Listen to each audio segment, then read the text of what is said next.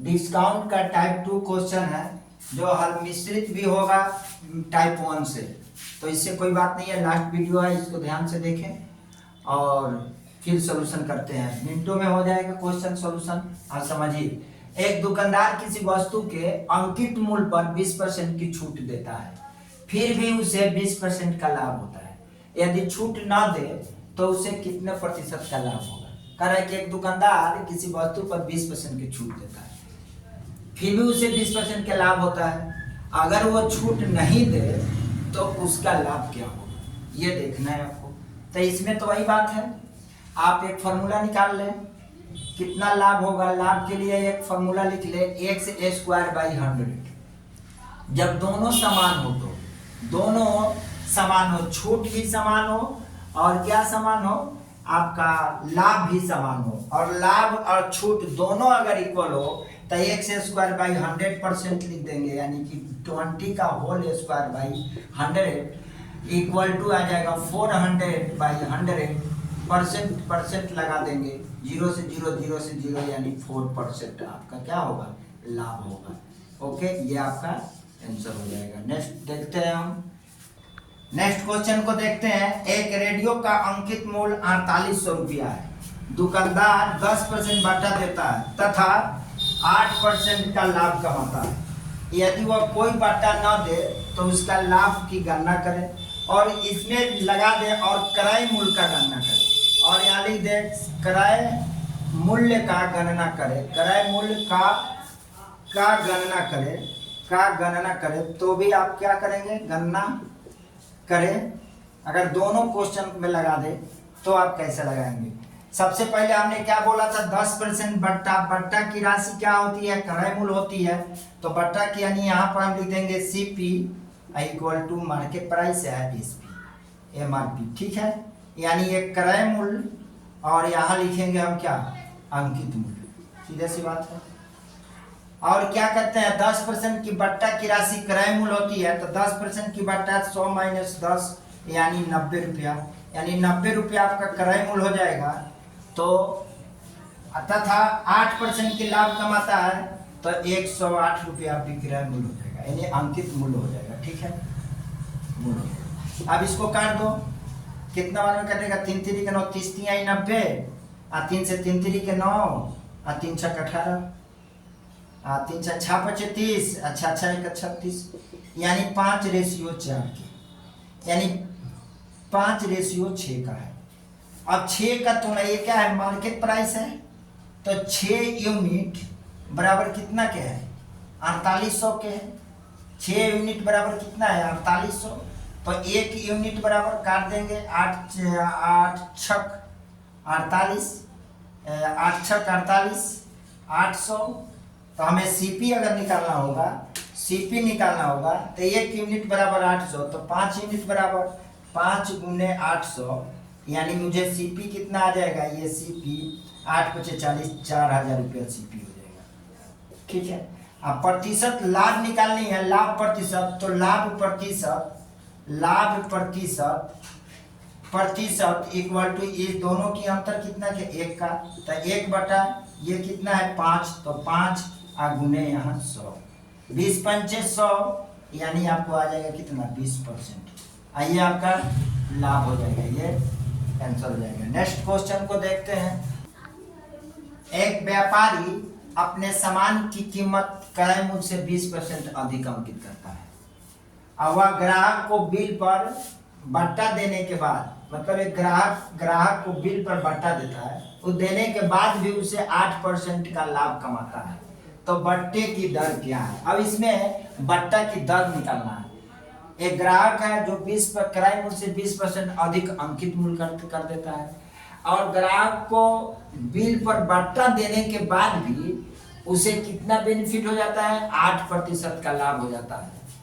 तो बट्टे की दर क्या है, तो सबसे पहले यहाँ लिख लेंगे क्रय मूल्य, और यहाँ लिखेंगे अंकित मूल्य, और यहाँ विक्रय मूल्य। क्या ऐसा लिखा था, देखो कह रहा है क्या कि क्रय मूल्य से 20% अधिक अंकित मूल्य करता है। यानी क्रय मूल्य से 20% अधिक, यानी क्रय मूल्य 100 रुपया है तो इससे 20% अधिक 120 रुपया क्या कर दिया, अंकित मूल्य कर दिया। देखो क्रय मूल्य 100 रुपया तो इससे 20% अधिक अंकित मूल्य कर दिया। और क्या कर रहा है कि 8% लाभ कमाता है, यानी क्रय मूल्य 8% लाभ कमाने का मतलब कि 100 रुपये की वस्तु को 108 रुपये में बेच देता है, तो 8% इससे देखने पर 8% का लाभ कमा लिया। इससे देखो तो क्रय मूल्य अगर 100 रुपया है, 8% का लाभ कमाया तो 108 रुपया हो गया।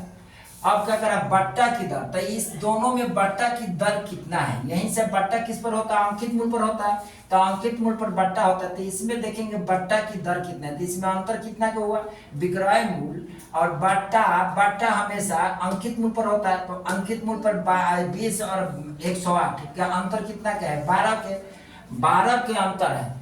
अब अगर छूट की होती, छूट होता है तो अंकित मूल्य हो गया, अगर लाभ और हानि होता है तो क्रय मूल्य और विक्रय मूल्य। से पहले मैंने बताया था कि छूट की राशि या बट्टा, डिस्काउंट, ये सारी राशि किस में चले जाते हैं, अंकित मूल्य पर लिया जाता है, और क्रय मूल्य पे लाभ और हानि के सेंस में अगर लाभ और हानि का गणना क्रय मूल्य पे कर देते हैं।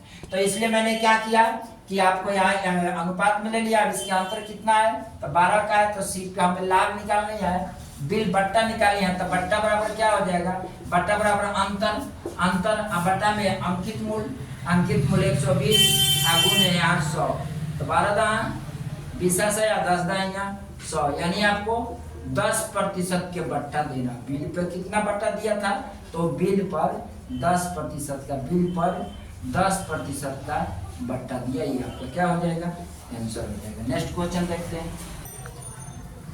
अब ये इससे पहले वाले क्वेश्चन से ये पूरा भिन्न है, पूरा भिन्न तो नहीं है, थोड़ा सा भिन्न है, क्योंकि इसमें क्रय मूल्य दे दिया गया।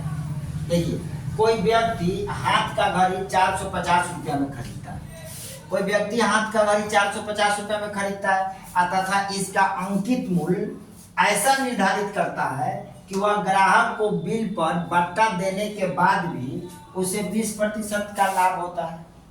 ग्राहक को बिल पर बट्टा देने के बाद भी उसे क्या हो जाता है, 20% का लाभ होता है, तो उसका अंकित मूल्य क्या होगा, क्या होगा उसका अंकित 20% का लाभ होता है, तो उसका अंकित मूल्य क्या होगा। सबसे पहले हम क्या मान लेंगे, यहाँ सीपी, इसको मान लेंगे मार्केट प्राइस या एसपी, मार्केट प्राइस मानेंगे या एसपी मानेंगे, ठीक है। इसके बाद हम क्या करते हैं, अब हम देखते क्या है कि यहाँ क्या बोल रहा है, वो 10% का बट्टा, 10% का बट्टा देने के बाद भी उसको 20% का लाभ होता है, तो अंकित मूल्य क्या है, तो 10% के बट्टा जो है वह यहाँ पे क्रय मूल्य से घटा देंगे, तो 90 रुपया क्रय मूल्य हो जाएगा, और 20% का लाभ होता है तो 120 रुपया यहाँ लिख देंगे, काट देंगे, 3 तिरिके 9, 3 चौके 3 तिरिके 9 और 3 चौका 12, 3:4 की रेशियो बन गया, 3:4 के रेशियो बन गया। तो यहाँ देखते हैं ये क्या दिया है, क्रय मूल्य यानी सीपी है, खरीदता है, क्या है ये सीपी है,